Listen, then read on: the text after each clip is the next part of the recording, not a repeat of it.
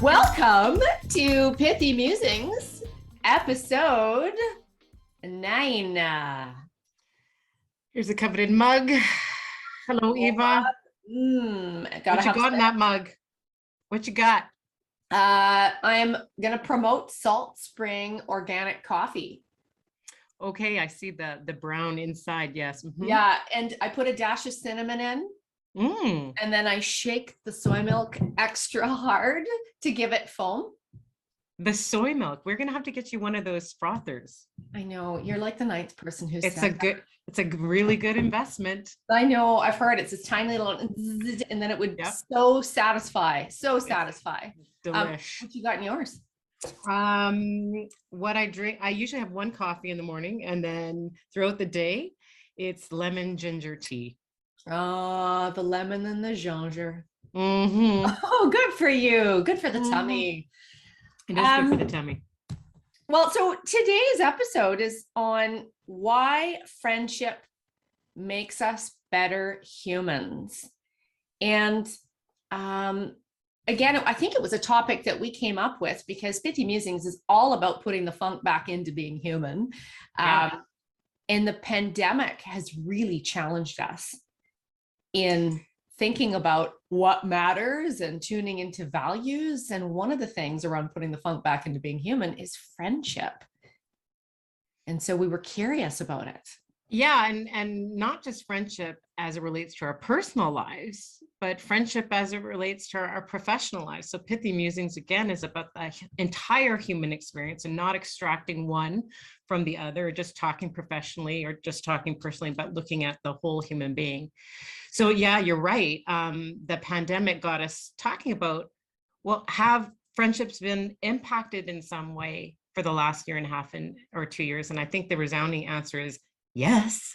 Yeah. But before we do that, let's just do a couple of housekeeping things. Our last episode 8, was the imposter experience. I've had subsequent to that videotaping. What did I sound like, 80 when I just said videotaping? VCR. Hey, no shame. No shame. Have had some really interesting questions and conversations and dialogue commencing that. How about for you? Well, it's interesting. Over the past couple of days, there's been a quote floating around on the intersphere and interweb. And the www. And I think I'm not going to quote it perfectly, but it's around the idea from Brene Brown around, can we please stop telling women that they're suffering from imposter syndrome? That is so weird. I saw that on LinkedIn this morning. I haven't read it yet. Can't wait to. Yeah. Yeah. And so it gets into a bit of the gender bias that's happening there, and naming that there's a syndrome and that there's a problem, and that, and the labeling and the stigma and all of it. And could we please just drop it and let it go? Stop perpetuating it. Yeah. But I think, that topic is such a huge topic, pervasive across genders. I think today's episode, again, for our first time listeners, watchers, we don't pre-record this, as you can see. We don't have corporate speak. We don't rehearse at all. We kind of come up with an idea and then we go with it the day of. So before we do that, again, for those first time listeners and watchers, why don't we go ahead and introduce ourselves? So Eva? En français, je m'appelle Eva Van Krugel. I'm with Fervor Leadership Coaching and Consulting. And I have the gift of being able to work out of the Pacific Northwest and working globally with those English speaking because of the gift of being able to work virtually. It doesn't mean that I won't travel and that I don't love being in person, and the power of that. Actually got to do that a couple times recently, see people. But haven't c'est done that moi. yet. Oh, Yeah, it that's was got to lovely. feel weird. Oh, It people. was weird. The travel Yeah. anxiety. Oh my Oh, gosh. Oh my packing. gosh. What's that? Oh my God. And just the neurosis. I'm saying too much about myself here, but honestly, like I was quite, it Oh, was I a believe bit it. nerve-wracking, and I wasn't even going that far. And we are people that have traveled pre-pandemic Yeah. quite a bit, and I have not yet to set on aircraft. And I, along with you, will have candidly, some anxiety around that. I haven't done it yet though. Je m'appelle Carolyn Berglund. You can tell, very, very Anglophone. Sorry for the accent for my bilingual friends. I am principal of an organization by the name of Talk Talk. We specialize in leadership, helping others be better public speakers, executive coaching, and again, doing a ton in team development. I'm based in the beautiful mountains of Calgary, Alberta, Canada. And for those that are not familiar with Calgary, it's about, I don't know, 45 minutes to Banff, door to door from my back door. So welcome everybody to today's episode. Yeah. Well, and it's an interesting one to be doing. Well, they're all interesting to be doing with you, because for those also not familiar with how Carolyn and I met and became friends and now colleagues, and we do Pithy Musings together, we do other work together, and we have an absolute riot. We became fast friends through LinkedIn. Yeah. And that, that would have been three years ago. And so, we like to say, for those that think LinkedIn doesn't work, I think it has its place. But that's where we made our connection. And, more than work colleagues, we're friends. And so I think that it's proof that, some of what we wanted to explore is, how have friendships changed during the pandemic? And can you be friends with people at work? There are mixed feelings about that. Sure are. I believe that we can be friends at work. I believe we need friends at work. Seeing as we're going there, what do you think? I think in the experiences I've had, so I've had Talk Talk for about a year. I had it about 10 years ago. I've been in and out of the corporate universe. And I can tell you, in being in the corporate universe, where it was the most fruitful, engaging, fun, collaborative, innovative times were when I had a friend at work, or friends. In fact, in one of the consulting houses that I worked, we played in the employee engagement space. Now, although this wasn't the question, but Gallup, I'll shout out to Gallup, they ask a question in their employee engagement survey, which is, do you have a friend at work? Mm-hmm. And I think it is one of the most important questions that should be, if you're going to do an employee engagement survey, incorporated. Because I think it speaks volumes about culture. I think it speaks volumes about environment. It speaks volumes about productivity. I think having a friend at work is bigger than, I like showing up. I dig the place that I work. It makes it more comfortable. Mm-hmm. So have you had a friend at work? Oh, I think of, as you're sharing, I swear I'm listening truly. And I'm thinking, oh yeah, every workplace, every workplace in my adult career, before going out on my own, there are friends I'm still in touch with. Of course, lives change, things change, but if we were to see each other 6 years later, it would be just surprise and delight. And so, there's different kinds of friends, but at the time, maybe we were much closer. We were having a shared experience, or going through a shared struggle, or pitching an amazing opportunity, winning an amazing opportunity, and killing it on the business front. And we needed one another in those trials and those triumphs. It made us better at what we did. It was nice to have, one or two total confidants, or people that you would call, buddies after work. You could have the debates. Like, I think it actually helped us have healthy conflict, healthy creative tension,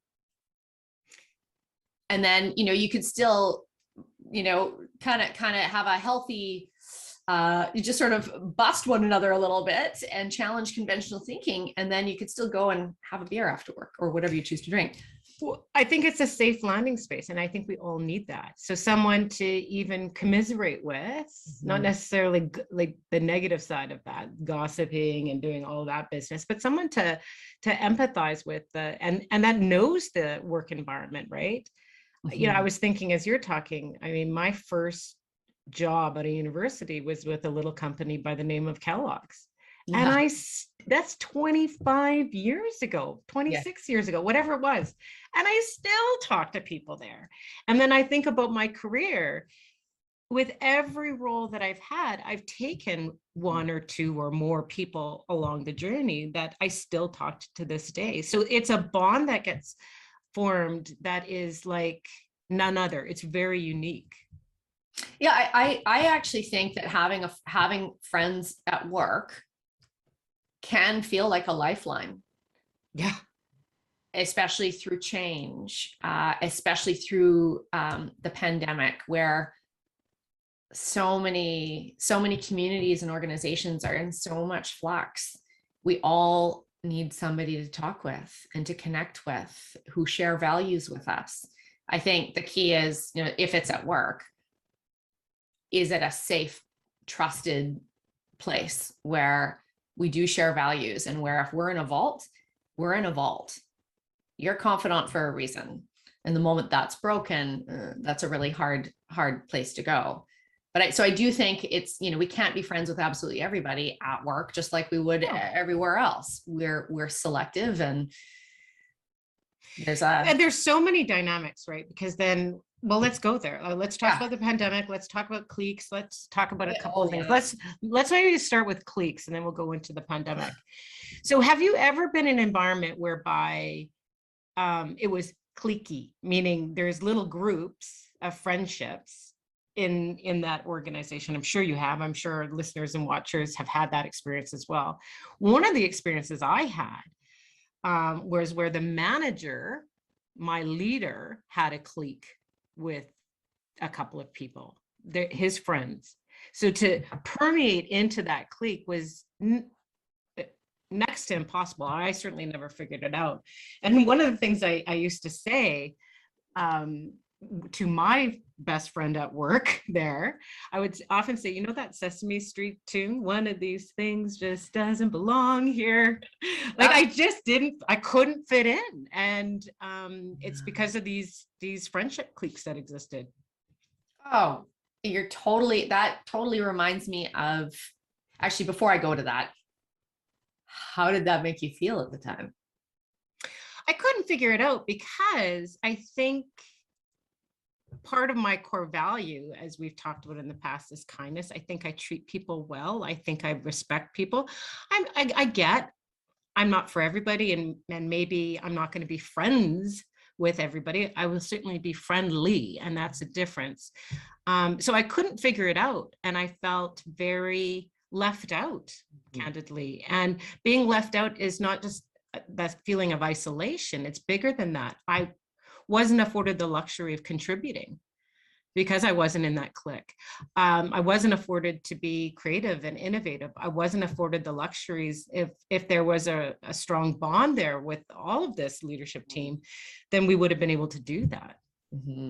I think you're raising a really important piece on having an awareness that if you do have friends at work or wherever, like in a community or volunteer capacity, whatever, where there's these natural places we gravitate towards. When we take our blinders off, the horse blinders, and we actually look around, the number of times we might see somebody having lunch alone. And maybe they want to have lunch alone. They want that alone time. So I'm not saying those of us who are extroverts, let's go bombard that person. I'm not saying that, but it's paying attention to the person who may be repeatedly a lone ranger, or is new, or that you've never invited out, or, I can think of one volunteer organization that I'm part of, and I admittedly, there was the people that I onboarded with about 4 years ago, and we laughed our faces off. And whenever we would come together, we have such a ride, and there's just this immediate, chemistry. And we're so excited to see one another. Of course, we haven't really in the past couple of years. But when I heard some new members share that they just didn't totally feel like they belonged because there are these pre-established cliques, I was absolutely horrified. And I self-reflect and I was like, whoa, I consider myself to be this really inclusive, kind person who cares so much about people, but I had gotten carried away in my own dynamics of being part of a new group and I had my little blinders on. And I swear, when I heard that person speak up, I was like, thank you for naming that. And in this group of people, may we please take pause in an environment, take the blinders off. Don't leave people standing alone or lonely.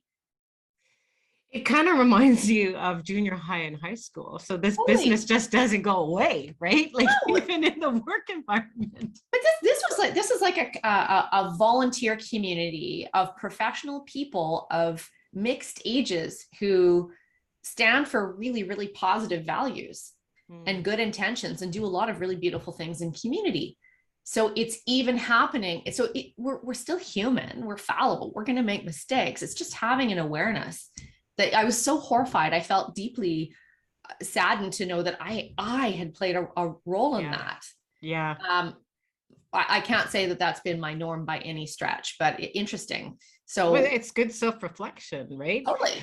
As you're describing that, I just had a thought that came to mind. I worked for a furniture manufacturer, office furniture manufacturer, very briefly.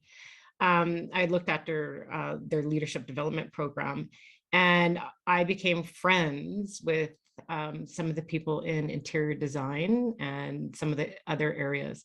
And they had this big kind of place to have lunch. I can't remember what they called it. It's almost like an auditorium, like it was so big. And so everybody would go down and have lunch because it wasn't downtown. So you couldn't go to some local Tim Hortons or whatever, or restaurant. So you're kind of stuck there. And my friend and I noticed that there was people sitting and having lunch by themselves. I totally forgot about this memory until we started talking. And at one point, I think we put up a sign on the table to say, if you don't have anywhere else to eat, please join us. But what a lovely thought, right? Is that one and all are welcome. If you're feeling like you don't want to eat alone, it's different if you do want to eat alone. But if you want to find a friend, if you just want to share your lunch with somebody else, we're here. And I think little moments like that, seeking moments like that to be inclusionary, recognizing that everybody's got some anxiety. You talk about first days, onboarding. I remember every first day of every job I've ever had, right? Oh yeah. And you get a sense of, am I welcomed or am I not? Are they going to, here's your desk and your laptop and walk off, or are they actually going to nurture that introduction into the organization? It's so funny. I'm having like a full-on flashback to a time when I onboarded, and I'm like, oh gosh, it was a time when I onboarded in a company, and it made me feel like, because I've always had these really beautiful relationships with coworkers and colleagues when I've worked inside companies. And I'd had the gift of being able to start places and sort of make fast friends, good relationships. But my gosh, this place, that shall remain nameless, won't mention the time period, nothing about it except to say, and it made me feel like I didn't know if I was going to have any friends or any belonging there. Because I think that's part of what we're saying is friendship connects to having belonging in the world. And this place, one of the partners said, you were supposed to be here yesterday. And I'm like, no, my contract actually said today. No, it said yesterday. I have my contract right here, and it said today, and on my phone it says that that's the day. Well, there's your office. Get settled. I'll be in there in about an hour. Wow. And there was more. Wow. But I had also just moved, let's just say, without specifics, at least a few thousand kilometers. I know in the US that's like 5 miles, but I had moved like 3,000 kilometers by myself. Yeah. Oh, Anyway, wow. but so it's are we making people feel welcome when we aren't yet friends or we don't yet have relationship? Are we playing a role in making people feel welcome and that they have It comes down to intent, right? So as someone new enters a team or gets promoted into a team, or do we have the intent of belonging? I love that word belonging that you're using, because I think it's so closely tied to what we're actually talking about around friendship. It's, is there going to be space for me to be me? When you have a true friend, you get to be yourself. Oh yeah. Which is kind of fun. Oh, isn't it? Right? I wish our viewers and watchers, Eva and I were on a call yesterday for something else. As Eva mentioned, we collaborate on a bunch of different stuff. And so we ended up just chin wagging, as Eva likes to say. And we were on the floor. Like, I really wish we would have recorded that. I was sweating. Because we were just being ourselves and probably saying too much, but that's part of the intimacy of friendship, right? You get to certain levels, certain plateaus of, I can go there. Well, and and also just things got exceedingly funny. And I think we probably just, needed some. I had no makeup on after that. It was, all my makeup was gone because I was No, crying. it was hilarious. Yeah.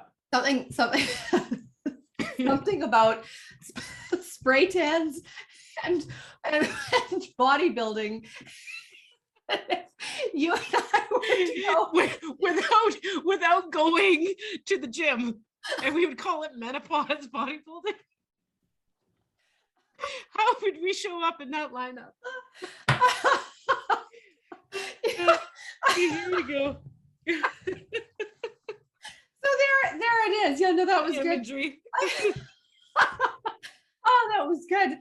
But that was the thing, is that we had this capacity. We do have this capacity to, get down to business when we need to, but talk about. We had stuff to do. I mean, there was stuff to do, but we made space for having some fun. And I said to on completion of that call, I'm crying, is I needed that. And I really needed that. Like, I hadn't had a good laugh, body laugh, cry. And it just releases the stress of the day, right? You still got that image in your head. And we came on to today's call before we pressed record, just doing a few poses. But this is the thing, is around. It also gets into creating space for those connection moments, varying degrees of friendship at work, in life, creating, sometimes at work, we think we got to get down to business, dive into the agenda, the clock ticketh. But at the same time, what about those human moments that can foster connection, if not friendship, between people, that will actually make us better at work? Totally. More relaxed, let off some steam. But that brings us full circle back to where we started around the pandemic. And I think we've said this in previous episodes, we're not seeing each other eyeball to eyeball anymore. I mean, we would be if we were on stage in the bodybuilding. But I digress. Oh goodness. I don't get to edit this either. That's what. No, we don't get to edit either. So there it is. But we're not seeing each other. I mean, Zoom eyeball to eyeball, but that's different. I mean, walking down the hall and throwing your head in and say, Eva, I know you had, whatever going on last night. How did that go? It's that really informal stuff that organizations, I think, are struggling with baking in time. So we get into these Zoom calls and it's right down to business. We're seeing that 5 minutes of idle chit chat as frivolity, and it's not. So leaders and watchers listening to this, I want you to start thinking about, how do you actually make this a meaningful component of your day-to-day, your Zoom calls, your whatever, until we get back into the office. Now, I know some provinces we're in Alberta, we're not going anywhere in the pandemic, but really start thinking about that, because what I'm observing, and I know you're observing, is that teams are pretty well, and I don't think the word chaos is an overstatement, and it's really about rooted in not having the deep relationships that we've had in years past. Well, I think that has been compromised significantly. And I even think just very basic starting engagements with, whether it's one-on-one or a small group or a larger group, where we're forgetting, some of us are forgetting to humanize the container that we're creating. And, a really easy tactic is, those human check-ins at the very beginning. And there's lots of ways to do them. You can look up meeting check-ins. You can look up the science as to why they're really important. So there's a ton of tactical ways. And it actually makes me think, if people are interested in content on ways to navigate this time, to humanize connection, which can also fuel belonging and effectiveness. And for some, it will create friendship. Both Carolyn and I post on LinkedIn content. We're not there to sell. We're there to learn and share information. And we're sharing what's topical now and again on there. So there's resources that we curate there. I'm interested to explore friendship in the pandemic and how friendship has changed, and what your experiences and observations have been more in the personal and community realms. Well, we're not seeing each other as frequently. I think as the pandemic initially unfolded, there were a few Zoom calls, but I think, there's this again, I'm going to sound woo-woo. There's this global consciousness of fatigue, tiredness, and done with this. And I really mean that there's a global consciousness. We're not talking North America, we're talking the globe. We're all going through this together. And there's an energy getting emitted out into the universe, and nobody can circumvent that. So we're all feeling it hard. And I think for me, one of the ways to kind of cope was to retract,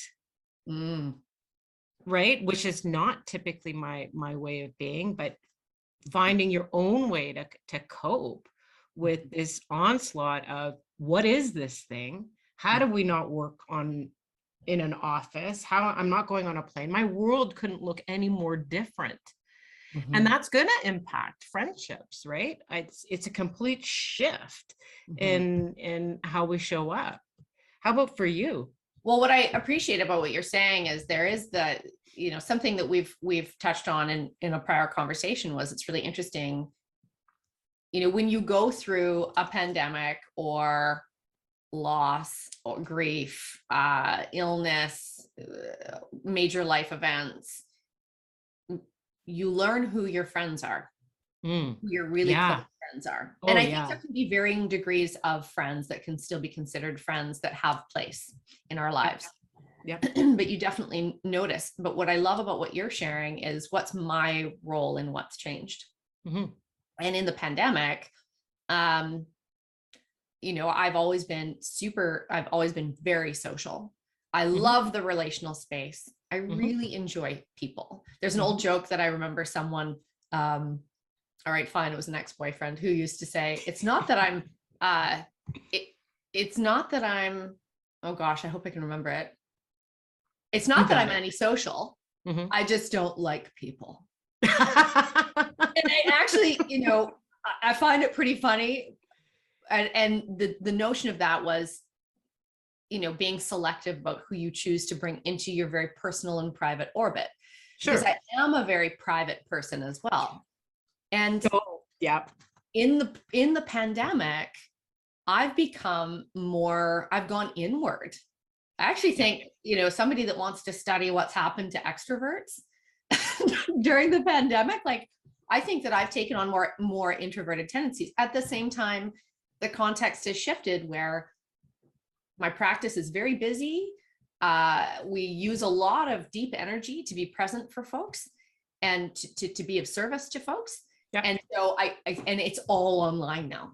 Yeah. So it's using up my capacity. So I have different levels of capacity outside of my work, and I actually need to pull back. I need space. Yeah. And I'm not comfortable booking social stuff like I used to, even if it's on Zoom or it's like a distance walk, whatever.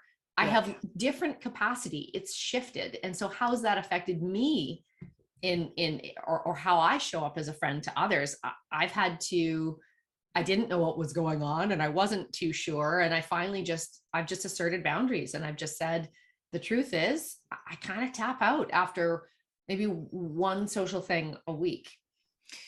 Yeah, and as those loyal listener and watchers know, that I have a kiddo with an immune compromised system, and so I've taken this thing to the extreme because I've had to. And so my really close friends understand that. Like it's fine, even though we're vaccinated, all of that other stuff. I'm just being, or more lenient now, but certainly at the beginning when we didn't know what this thing was, we didn't have a lot of research. I really didn't leave the house. But it's funny because you mentioned being private. So my partner and I went out for dinner last night, and he was asking, oh, I know you're doing Pithy Musings. What are you guys talking about? And saying friendship. And I was curious about what he thought in his external observation of me. And he says, you're one of the most, so this is why I just thought of it, one of the most private people I've ever met. Mm-hmm. I said, really? Because like you have a lot of people around you, close core, but it's only those close core that really know who you are. What you are really good at is asking people about themselves, right? Offering yourself, like, what is your story, drawing that out. And I thought that was interesting. And so I sat in that for a bit. And I think that's become even greater during the last year and a half, which is interesting inward observation. So I think there's something about that extroversion thing that you just talked about. I think it's about, hey, I'm scared for my kid. I think there's a bunch of different puzzle pieces that make up the broader picture. The language coming to mind is there's a redirective energy. Yep. And as I notice a redirective energy in myself, being a fairly social person, I then appreciate, I have compassion and empathy for others who are having a redirective energy too. So more understanding, patience, tolerance, not taking things personally, knowing that it's just, as you say, there's some relationships that you may not see each other for like 4 years, 5 years, but if they came to town and it was, and we're in a different time where we can just see one another, you'd stop everything to see them and you pick up where you left off, and it's wonderful. It's funny. Sorry. I this weekend, I always feel like I'm organizing something. Like I've got a real problem with making sure everything's in order in my house. I don't know what that reveals, but there it is. But there's been a couple of drawers that I've been looking to hit right in the basement. Yeah. And so those couple of drawers happen to be, okay, for the young folks listening and watching, we actually had pictures with film. Remember going and getting the film? Oh, yeah. So I have an entire 2 drawers filled with pictures. And as you do, you can't just toss these aside. You're going to go down a trip, have a trip down memory lane. And, there's so many people in those photos that I haven't seen in a very long time. But if I called them right now and said, I need you, they'd say, where do I need to go? Where? And I would do the absolute 100% on the other side. So there really is different categories of friendships. There's those that you don't talk very often, but it doesn't matter. There's you know what you're making me think of? I want to shout out to a friend I've had since I worked at McLaren McCann West years and years and years ago. It was very early in my career, in my Mad Men years and Mad Woman years, in a good way. And a woman named Fiona Rigby. Fiona, shout out. Fiona Rigby was a friend at work. Yeah. And she was like a big sister. She was also, you know, we back in those days, what we could get by with from a sense of humor perspective is, you know, today definitely considered on the edge. But I had a, excuse me, a glass office wall, and she would come up and just do stuff when I was on calls with like a whole like dealer network or corporate for General Motors at the time. And I won't even tell you what she would do, but I would literally be in a state of shock, sweating, turning red. Yeah. But my goodness, she made me laugh. And she was so smart and such a wonderful thinker, a woman of absolute integrity, ethics, do the right thing. And she always had my back. Years later, I'm facilitating a gig in Vancouver right before the pandemic kicked off. And I had this wonderful client opportunity with a tech company. And I arrived that night to the Airbnb that had been booked. And let's just say there were some issues with my Airbnb. It's not the client's fault. There's no fault involved. It's just, it was sheer insanity. And it had something to do with the thermostat that I couldn't turn down. Like it was like roasting. It was like 34 degrees. The windows wouldn't open. There's 2 windows and I couldn't open them more than like an inch. Today, there's no way I go outside. Like, you know, in the bodybuilder years, honestly, I was like, I can't, and I'm trying to fuss with the thermostat. I literally just started, like the heat was rising within my being. And I'm like, I can't sleep here. I can't cope here. I can't. And I'm trying to get a hold of the landlord, blah, blah. So literally hours pass. I had to go stand outside and I'm like, what am I going to do? I'm running a 2-day leadership offsite and I need to be on my game. Several hours pass. I call my husband. I'm like, you call every hotel you can find. I'm going to call we called 10 hotels. It just so happened that there was a convention happening that had all the hotels booked. Of course. Fast forward, I call Fiona. I'm desperate. I haven't seen Fiona in well over 15 years. But I knew Fiona would have my back and I'd do anything for her too. And, you know, we're friends on Facebook, but it's not the same. Yeah. That woman came and picked me up near midnight on a dodgy corner in Vancouver, took me to her home, put me in her bed because she said it was more comfortable, insisted, woke me up in the morning, made sure I had what I needed, drove me to the door of my gig. That is a friend. That is a friend. And wow, that is amazing. It reminds me, shout out Fiona. That's awesome. Right? Fiona's wicked. Wicked person. It reminds me, I have 2 friends that we have a saying, and it's called 911. So if you get texted 911 or someone phones with 911, the jig is you drop everything and you're of service now. I don't care what's going on. It doesn't get used very often. One time wasn't used properly, Bev. Oh, Bev. But we generally honor it, and everything gets dropped. And so those are and you kind of know, again, whether it's Fiona, someone you hadn't seen her in 15 years, or a close group of friends, there are a network or a community of people that has your back.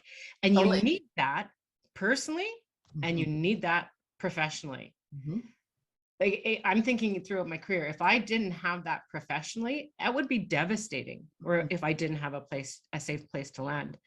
I want to just take it to theory for 1 second, because as I do with my Greek philosophers. Well, hey, why not? Aristotle said there are 3 kinds of friendship. Let's see if we can categorize some of what we've just talked. Friendship of utility. So they exist between you and someone who is useful to you in some way. Yeah. Friendship of pleasure exists between you and those whose company you enjoy. Yeah. Friendship of the good are based on mutual respect and admiration. Yeah. Which ones are missing? Do you think any are missing? Well, as a build on that, it's you have me looking at a quote that my dad offered. Rick. Shout out to Rick Van Krugel. Hi, Rick. He talked about degrees of friendship, and he said specifically in descending order: soulmates, best friends, good friends, acquaintances, associations. And as you go down the list, the degree of transactionality, in brackets, he writes, Autospell says that's not a word. He writes FM, increases. Love you, Rick. That's awesome. Yeah. I agree. And is it okay to have all of them, some of them? Yeah, all of them. Yeah. I think it's about understanding where each are and kind of managing expectation, perhaps, around. Yeah, you're reminding me of a friend in Calgary, where we had shared life experiences, just some shared universes in where we were at in life, and then some things in our universes changed. But it didn't mean that we didn't still care about one another, love one another, miss one another. And she said it so well. She just said, sometimes we're meant to be really close friends for a period of time, and that's what it was just supposed to be. Yeah. Instead of wishing that it was more than what it was some years later. And I think that gets into friendship over stages of life. Well, yes. And I just want to quote from one of your friends, Amy. So just to give you some background for, again, watchers and listeners, Eva went out to her friendship community via social media and asked some questions. And one of your friends said, I believe some friendships serve a season or a phase or a need. All are invaluable lessons and contributors to one's life. It is recognizing which is which. Couldn't agree more. Yeah, I fully agree. Amy Talento. Hi, Amy. Hi, Amy. Yeah, no, right. Sometimes friendships, and I don't know if you've had this experience, I certainly have reached its life cycle with no ill will whatsoever. It is just, it's complete. And it doesn't mean if you don't see them on the walkway somewhere, you're going to ignore them. No, but it's no longer of service to both of you, because a friendship really is kind of like a marriage of equals, right? It's not hierarchical in structure. And so if the needs are not being met on both sides, then sometimes those friendships dissolve. Well, let's talk about what's a healthy friendship versus an unhealthy friendship, because if the topic of the discussion is friendship, ways in which friendship makes us better humans, can the hard experiences make us better? Can the good experiences make us better? What's healthy? What's not healthy? How do we know? Well, for me, I think a healthy friendship is rooted 100% on trust. So this topic of trust, psychological safety continues to surface. My God, we are researching the heck out of this, just so you know. Developing workshops. We're very hot and bothered about psychological safety. We are very hot and bothered about it. Yeah. But you have to be able to trust the person on the other side. I think in addition to that, there has to be that equality thing that I was just talking about. No hierarchy, nobody's better or different. There has to be compassion. There has to be honesty. A big part for me, and I hope the people that are watching this see that, is humor. I like to laugh. I want to have fun. Doesn't mean that's the way it's always going to be, but my goodness, let's have some fun. And a similar sense of humor, I think, is critical. I mean, Eva, you're one of the most sarcastic people I know. And a lot of people I don't think would necessarily pick it up, but I find it so, not pick it up like, oh, whatever, but just there's nuances to how you say things that just crack me up. Oh, but that gets into, I do think that there is chemistry between certain people. Yes. Just like your partner. Oh, that guy. Yeah. The Jack, the Peter. No, there's just something that brings you together. Yeah. Where you feel that. I think as I think about the topic, and I'd love to hear what you think makes up good friendship outside of what we're just talking about. I think acceptance, and the last one is around independence. So Mhm. so it's okay to have other friends. It's okay to nurture that. It's okay if I'm not in that particular circle. That's okay. We don't all have to be, best buds. So that's kind of what I would call the ingredients to the cake called friendship. Yeah, well, what comes to mind for me is a saying that a friend of my mom's growing up said when I was in total heartbreak. I think I've said this before in another episode, Lord knows which one it was. And it's the idea that you got to love who you are when you're with people. Yes. I love that. Like, do I feel safe? Do I feel good? Can I be myself? Can I say what's on my mind? Can I be real with where I'm at right now? Is it also okay to just not want to talk about something because I'm just trying to process it and figure it out, but that it's okay to do that too, to come as you are, and there's acceptance, unconditional acceptance. My dad, Rick Van Krugel, I had asked him, well, because of that, asking people some questions about friendship. Yep. My dad wrote a good one: empathy, humor, shared interests, generosity with time, knowledge, ideas, and service within my personal boundaries and areas of expertise, he says. If he was in this discussion, I would be poking and prodding him on the areas of expertise and what he means by that. But I think if I was to interpret that, it's also an awareness that, for example, I work in a world that's very different than his world. Yeah. And so are we honoring that those worlds are different in being father-daughter, but also being friends? I don't want to push a bunch of human behavior stuff on him if it doesn't interest him, and vice versa. So my interpretation, I'm sure he will absolutely get vocal and tell me what if I interpreted that accurately. But I love that, a really good one. And his but it says generosity with time. But I also think that's within the boundaries of what you're okay with. Time is the hard part, isn't it? Time is a precious currency. And I think we're all feeling that in the pandemic too, which also impacts sense of friendship. But I think of the notion of generosity in some of the Dare to Lead work, where we talk about in generosity is a tenet of trust, extending the most generous interpretation of someone else's actions and behaviors, the belief that someone's doing the best that they can. And rather than assume or judge, why not ask?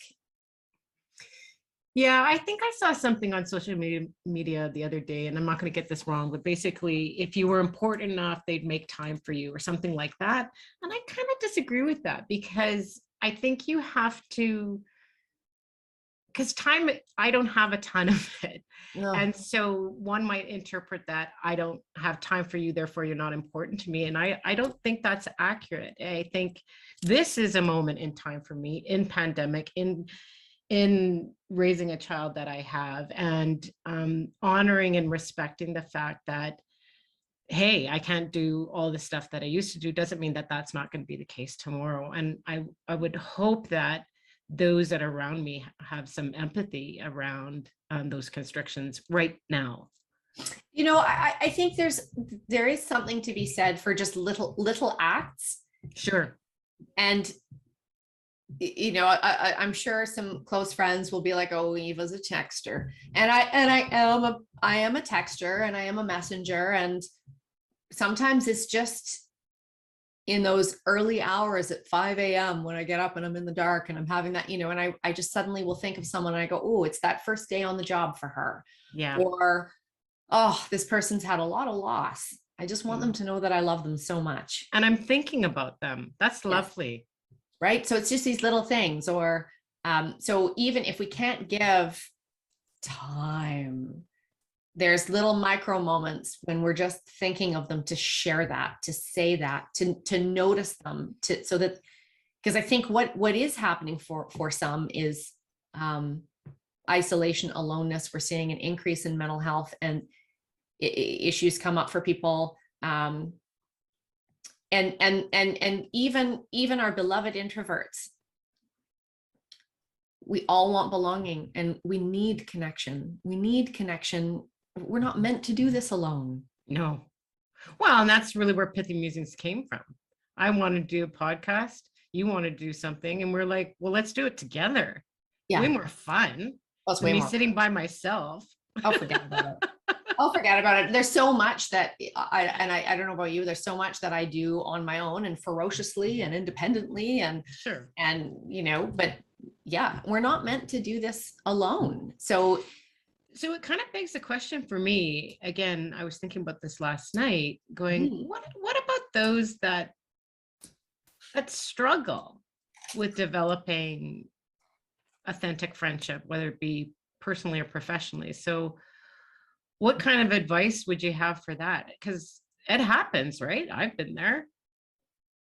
It depends on the context for someone. I mean, I'm sure we've both known people who will say, I'm married to an introvert. No. And he's also one of the smartest people I know and one of the most insightful and kind people I know. But he's someone who does better in one-on-one for his comfort level. He prefers and goes deeper with people when it's one-on-one because of how he's wired. He prefers intimate connection and good conversation. Yeah. And so, and I think that that's okay. Does that mean that he struggles? Sorry, Jack, I'm picking on you, but does that mean that he struggles to create connection? No, it means that he has that understanding of himself. It means that other people also need to understand and make space for that. And I think there's others who we will talk to who will say, I never grew up with the same friends from high school like you have, Eva. I've never really gotten along with women, a woman might say. Or as a guy, I've heard some guys say, I don't really need anybody that close. Like, I've got buds and I'm like, oh, come on, drop the armor. We all need somebody. But what about those? And there are polarizing opinions. I know we've danced around the friends at work business, but what about those that say there is no room for friendship at work? I call bullshit. I call bullshit too. I had someone that I worked with that said to me very explicitly, I don't know if you want to go there, because I was developing a friendship with one of my clients. And I think my retort was, there isn't a client I have, or of the clients I have, the majority of them throughout the years have become true friends, not friendly, true friends. So it's a different philosophy in terms of how to approach life, because I don't go, oh, here's the client and they're somewhere up here and I'm the supplier, so I should behave in some way.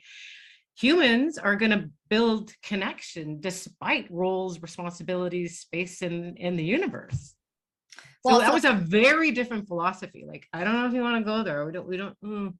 I think that still exists. I was just facilitating a session with a group, and we went into breakout, and I tuck into one of the breakouts, and a group are, excuse me, talking about, can you have to keep the personal at home. You can't talk about the personal at work. That's inappropriate. And I see some head nods, and I ask, well, what others think? And then I sort of ask them to go there. And it turns out that most of them, wherever they come from, whatever the context, feel that it's not appropriate. If you're having a bad day, don't talk about it. Of course, I couldn't help myself but say, so what happens insofar as belonging and connection and vulnerability and doing good work together? And what's the cost of not being real with what's going on for you? You don't have to say the ins and outs that I had a really tough night with my family or with my kids, or a really tough night with my partner. You don't have to get too personal if you don't want to, but it's okay to say in a psychologically safe environment that I'm not myself today. I don't want to get into it. I just need there to be some understanding that I may seem a little off, and I'm working through it.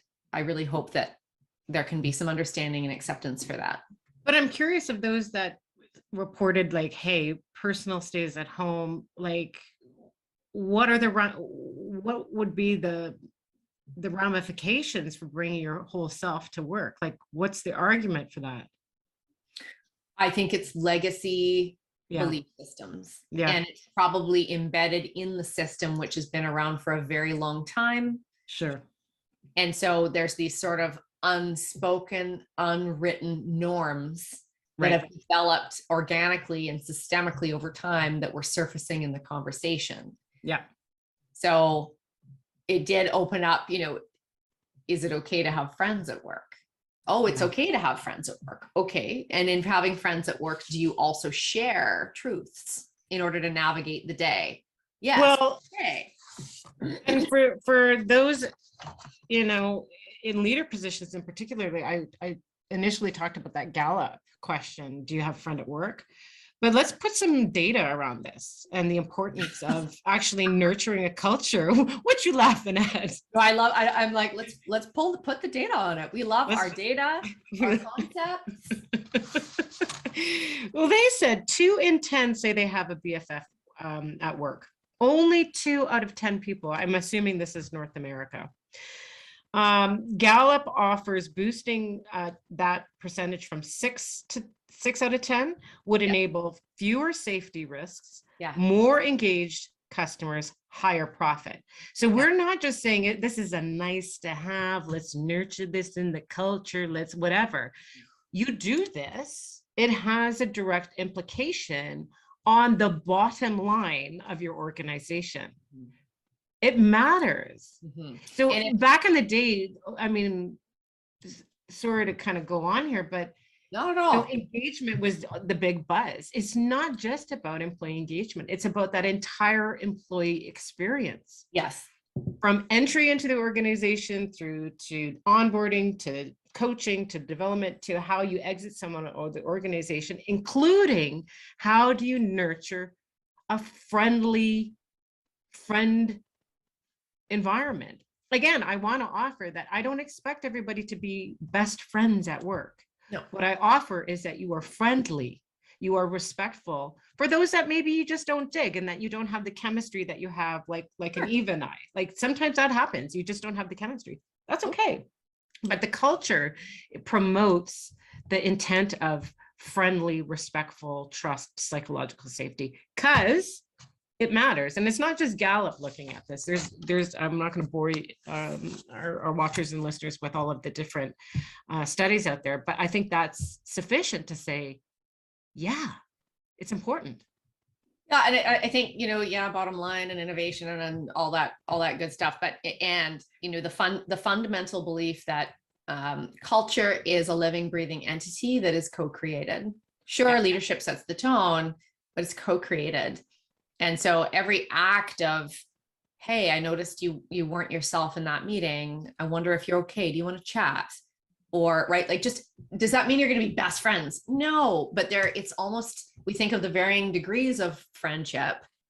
It's extending an olive branch, showing care and creating connection. And when we're fundamentally, I think what we're talking about is humanizing. When it comes to friendship at work, we're humanizing the workplace to an extent, and we're creating sense of belonging, and it also fuels effectiveness. So some of those watching might be saying, well, how do you do that? Like, seriously, how do you do that?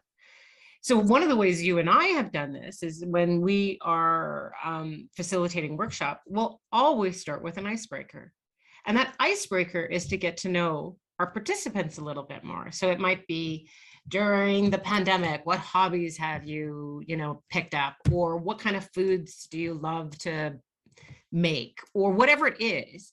Those might seem like triviality, real trivial exercises, but they're not. They're an entry point into who are you? And I actually really want to know. And so we'll often say, who said pizza? Right? Or whatever the answers are. Tell me more. Are you making your own pizza? Are you ordering it? Where you get? And it's just a way to get invited into, in a small micro way. You said micro. Yep. Around texting, a micro way to say, who are you? Those little moments, like there's a couple of in a community I'm part of on a volunteer basis that does some community work. Because we just haven't gotten used to, it just hasn't it's not the way that it used to be, and the group is still adjusting. And then there's volunteer dynamics too, where some people show up, some people don't show up. Like it's any motivational environment of a volunteer entity is always a little bit tricky.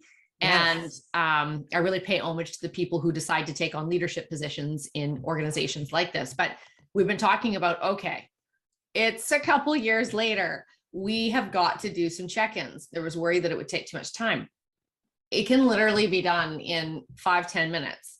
Well, what about people who have that 5-10 minutes is so worth it to just create connection, connective tissue, bridge the gap from me, myself, and I over here to a collective, to be part of something, to see that each person is here, exists, and find out something new. So a couple of check-in questions works, that we've kicked things off with can be things like,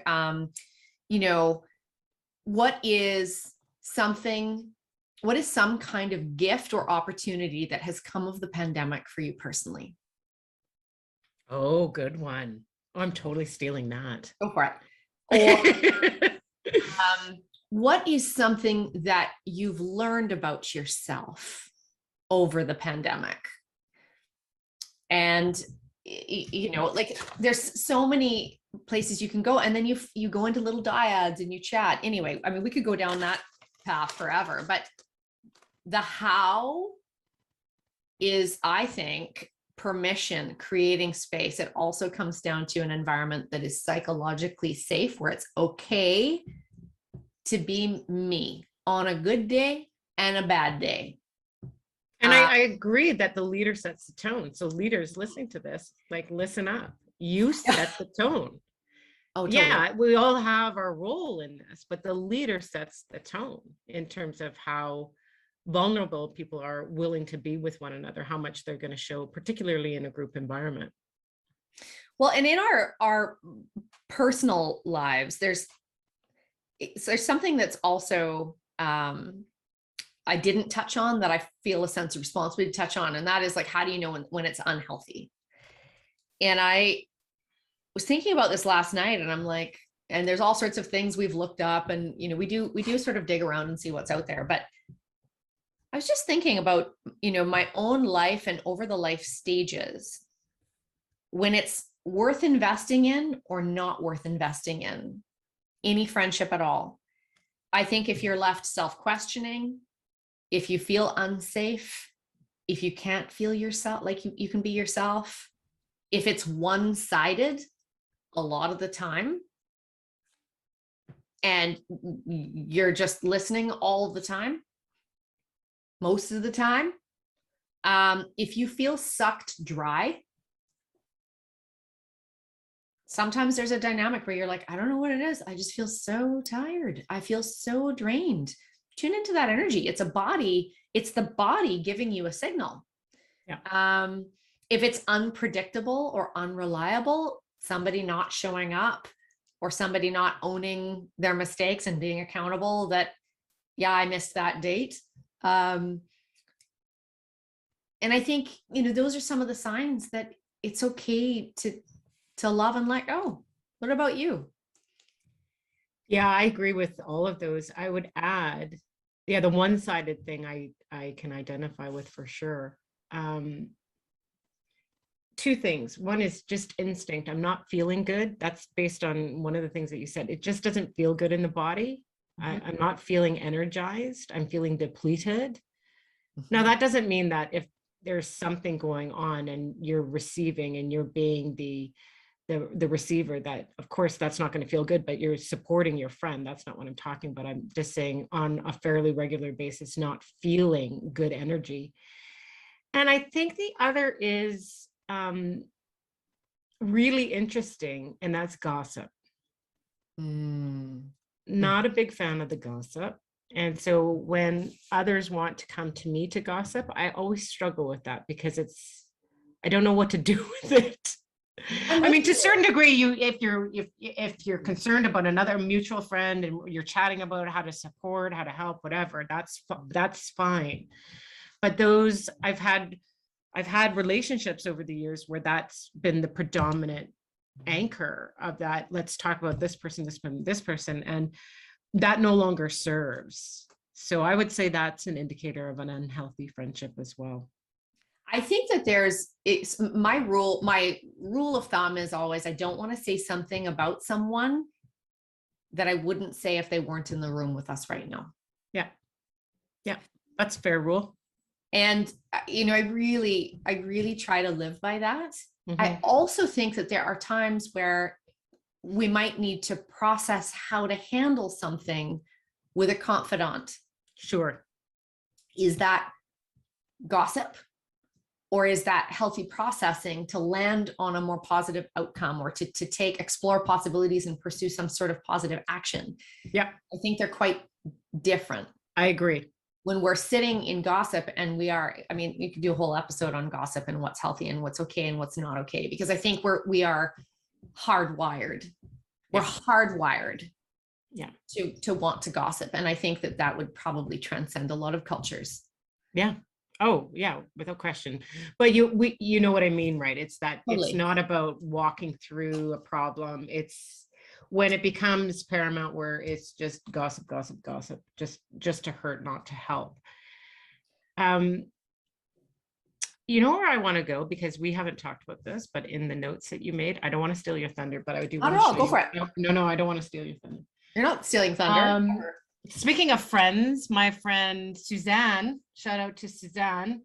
Oh, bought me and a couple of other friends the boy, the mole, the fox, and the horse. And I think it was a New Year's gift. Instead of doing a Christmas gift, she gave a New Year's gift. Oh. And she gave it to the four of us. And it is such a beautiful, would you call it a poem, a fable? I would call it a must read for anyone at any age. I think it's one of my favorite books. Shout out to Charlie Mackesy. Yeah. It's one of my favorite books ever. It's almost like, and a shout out to our beloved loyal friends, Robert and Donna, you know who you are. But I don't want to steal your thunder, because you want to share something from it. It touches on friendship. Well, there is a quote that you pulled out, which I thought is brilliant. So let's use the same one. What do we do when our hearts hurt? Asked the boy. We wrap them with friendship, shared tears and time, so they wake hopeful and happy again. Right? I know. That's it. And the illustrations in this book are so gorgeous. I won't do justice by holding them up, but it's the only book I pulled for today. Yeah, same. And I really love this one too. When it gets into the point of belonging, I think everyone is just trying to get home, said the mole. Right? And what is home? I think home is a feeling. Is being ourselves. It's being surrounded by people that understand us, see us, know us, understand our value, are valued, all of that. Yeah. So when we talk about, Pithy Musings is all about being humanity. Show me another podcast that's pulling this book up. Well, right. And here's, I even love the way they write the end. It says the end and it crosses out the end. And instead it says, look how far we've come. Yep. That there is no end. And that almost, I feel like that ties a beautiful bow on the notion of friendship, whatever degree of friendship. It doesn't necessarily mean that it totally ended. Even if you've let go of a long-time friendship from several years, you may always love that person. It isn't the end. Look how far we've come. Maybe we've become better people because we knew each other. And it was just time for us to do what we needed to do in different orbits, and that's okay. Yeah. So with that, Eva, I'm going to say, look how far you and I have come on this journey.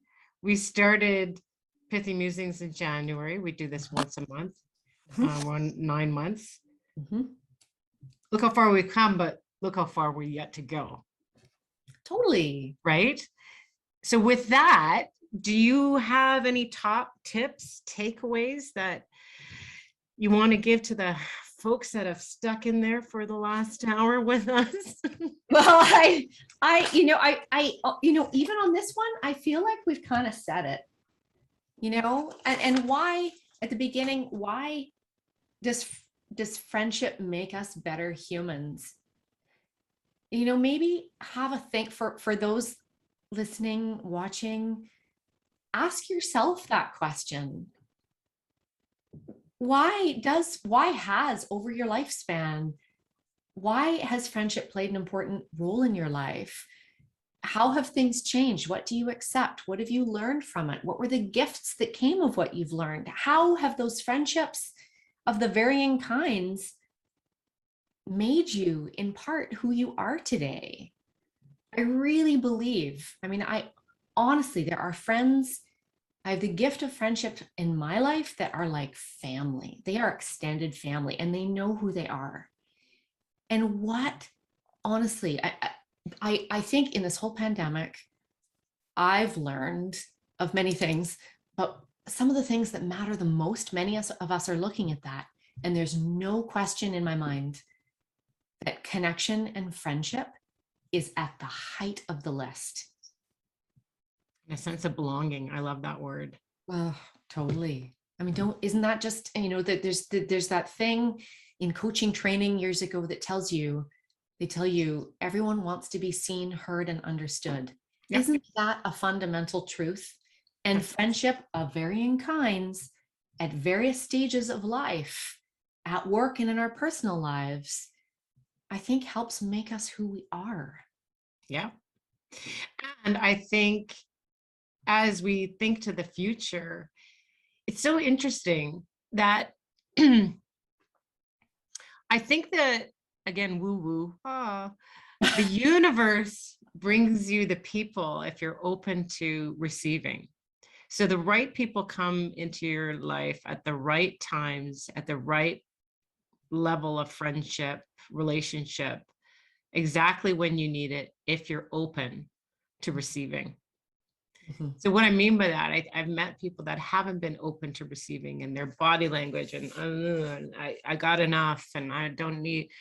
I think my top tip and takeaway would be to be open yourself up to bringing folks into your humanness, because you will live, I think, a richer, more fulfilling life. Mm-hmm. I would agree. And I think those little micro moments, if you're thinking about someone and you're wondering, why haven't they contacted me? Why haven't they reached out? They went quiet. Take pause and take a moment to wonder, get curious. What's going on for them? What are their days like? Yeah. How do I know? And what if you reach out? We can come up. We talk a lot about judgment, assumption, narrative, making stories up. Check in with them if it's been a long time. They might be having a really hard time, and it might be really meaningful that you reached out. Yeah, you never know. And or have you ever had that? I know we're wrapping it up, but if you ever had that experience where someone calls you or texts you and you've just been thinking about them? Oh yeah. There are no coincidences. Right? There are no coincidences. Remarkable. No, it's remarkable. I know that's one of your favorite sayings. One of your other favorite sayings is there's one on perfection. What? You do this one on perfection where you're like, if you haven't met perfect, please introduce me because I'd like to meet them. Oh shit, I guess I've been saying that a bit too much. Oh no, because when it happens and I hear it in something we're partnering on, I'm like, here it goes. Here she goes. Here it goes. I become predictable. Well, we all have our little sayings that we like, right? I love it. And you're far from, you're not predictable. You're too interesting to be predictable.